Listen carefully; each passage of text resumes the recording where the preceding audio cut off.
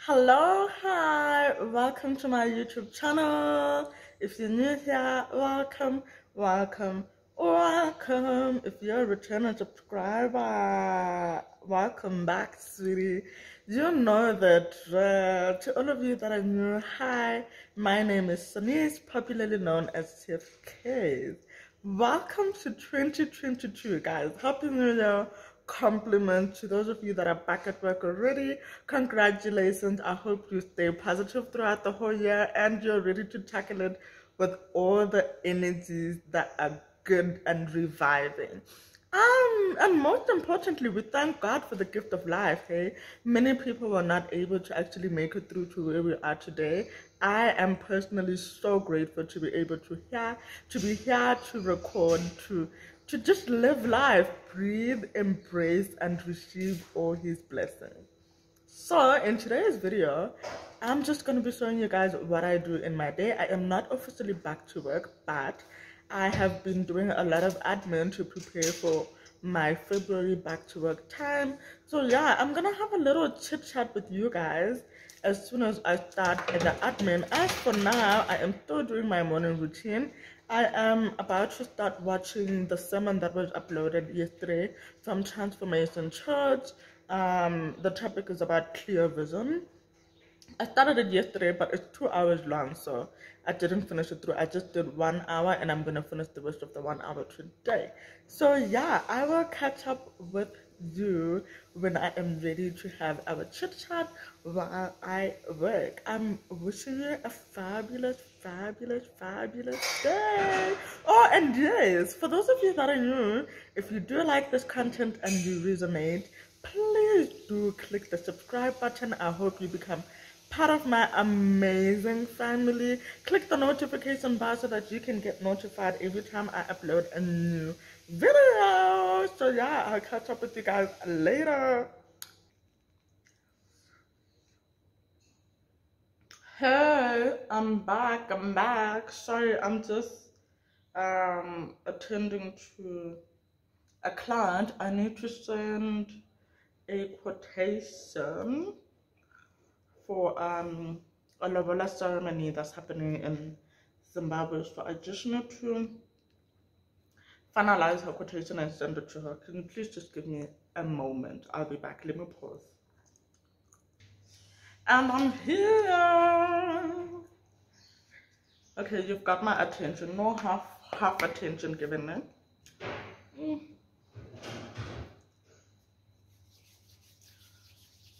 Sorry about that. Let me not be rude and remove the gum. I'm sorry guys if you hear any noise in the background. Our auntie is here, so she's busy cleaning up and tidying up the house. But the reason for this chit chat actually is because of work. I thought, let me sit down while I'm actually doing some work and share some of my experiences. There's something that I really need to get off my chest so that I can motivate someone, because I get a lot of people asking me on my WhatsApp, in my DMs, hey girl, how do you stay consistent with your work? Like, you never give up and you're just doing so great. And for someone who's multi-talented like you, how are you able to actually monetize that? And I believe, in as much as I'm still a small brand, I do impact quite a number of my close friends and my family and some strangers that I don't even know. I mean, like my partner actually sent me a message one other day and he's like, hey babe, listen, we are actually trending. Like there was someone in a group who was looking for, they were looking for an acrylic banner. I think it was acrylic or wooden, I'm not quite sure, but they were looking for a banner. I think you know those banner boards, the welcome board that we put at our Lobola ceremonies, graduation parties and all of that. And someone in that group actually tagged Service Connect, which is in collaboration with Linus, because I'm in South Africa, so Service Connect is in collaboration with Linus, and they are taking care of all our business in Zimbabwe. And it was so amazing to find that, you know, in your mind, you think you're so small, but people out there are like admiring your work. And because you put in so much work behind the scenes, I personally, as an entrepreneur, I'm never satisfied unless like I really know that, okay, this is really pleasing. But like, I always want to do better. I feel like yesterday's work can always be improved and be like much more better than how it was yesterday. But let me stop rambling and actually get to the part where I get to speak about it. So we're in 2020 and I believe most of you guys have already done your vision boards or are still doing your vision boards. Most of you guys are still trying to find direction and actually position yourself for the rest of the next coming 11 months. And I've already been doing that since November. So because I love planning ahead, I normally don't take too much time to actually think about what I want to do and like meditate on it and pray about it. So I've already started that last year. My vision board is already up in my room on my wall, like I see it each and every day. And my prayer to God is that if I do not fulfill all of the stuff, can I at least get 50% of all of these things that I've been manifesting? And because I want to work toward, reaching those goals, I'm sure my hard work will show off for it. So when I started my brand, guys, to be honest, I started in my father's kitchen. I remember we were still staying at the smaller house, and I just woke up one day. I was like unemployed, fresh graduate from school. I kept on applying for jobs, and you know, with the rate of unemployment, people would not take students with like, or graduates with like no experience. They normally take people from 2 years experience and above. And imagine I've been in school for like 2.5 years and I don't have the experience. The only experience I have is experience from industry, which was like, my industry time was like what, 5 to 6 months. And you can imagine the amount of experience that I've absorbed in that minimum time. But I mean, when you go and apply for a job, they're like, we need 2 years experience, at least 1 year, you know. And that would mean having to go and volunteer in other restaurants or hotels for free of charge, and like putting in the hours, gaining all the experience, and then starting to apply again. But I believe I have a calling. It didn't make sense that time. It's only beginning to make sense now that maybe I was not called to a life of actually working for someone else. My purpose tends to reveal itself when I'm serving other people through my brand, through my career, through my personality. And that's how it began. So I will be inserting some screenshots from how I started, right? I remember posting food on my Instagram quite a lot. And this one guy that just had faith in me, decided to order food. I didn't have money and I needed to get packaging. But I remember having quite a little bit of coins in my wallet. I got some packaging, and he placed his order. It was pap with some cheesy pork chops and honey glazed carrots. I even added gravy because I felt like it would go well with everything else that was in the dish, but I didn't even know whether or not he wanted the gravy. So yeah, that was my first client. I came back home I took my father's mealie meal, his cooking oil, the salt, the seasoning, the pork chop that were in the fridge, the cheese, and that's how I started. I started that way because to be honest, it's very difficult finding funding, especially as a girl child. So for me, it was just a bit difficult for me to keep getting funding, like to actually get the funding. I had written a business proposal down. I had like dreams in my mind. I had like literally everything set. Like, guys, this is how I want it to look like. My financial sheet was proper bad. I was just not getting the funding.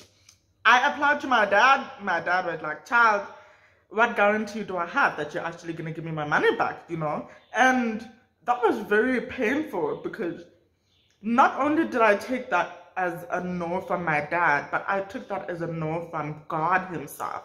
Like, it was so heavy on me to a point where I was just like, you know what? Whatever it is that you're trying to say, I'm going to try keep my mind peaceful, quiet, and maybe at that point I will be able to hear what exactly you're trying to say. I then relocated to Zimbabwe and I stayed there for like 3 years. So when I got to Zim, I was on holiday mode, like literally.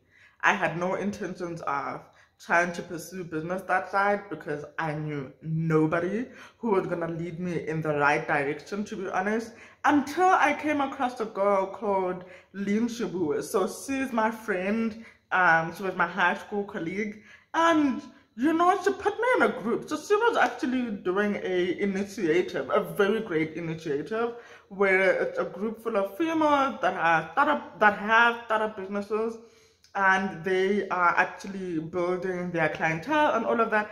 And I found myself in that group. She just sent me the link and she's like, hey girl, listen, I need you to join this group. And I joined that group. When I joined the group, it was very much of an admin time at that time. Like, people were bringing themselves onto the platform. They were talking about marketing, the strategies of marketing, how to put your brand out there. And you would have like, I don't remember what it was called, but like on Wednesdays would have like debates. There would be different people on the platform who would talk about the struggles that we're facing, how people are actually introducing their brand into the market, the product that they have, and then would have like an advertising day, which was on a Friday, if I remember correctly. Yeah, it was on a Friday. So once I joined that platform, I gathered money to buy equipment. I came to South Africa without anybody knowing. Like, literally, my parents didn't even know I was here, and I was actually staying in our neighborhood. I came with my boyfriend. We went with my cousin sister Linda. We got some equipment for picnics and all of that. And I was like, you know what? This is the start of something. We're gonna make things happen, and it's just gonna happen.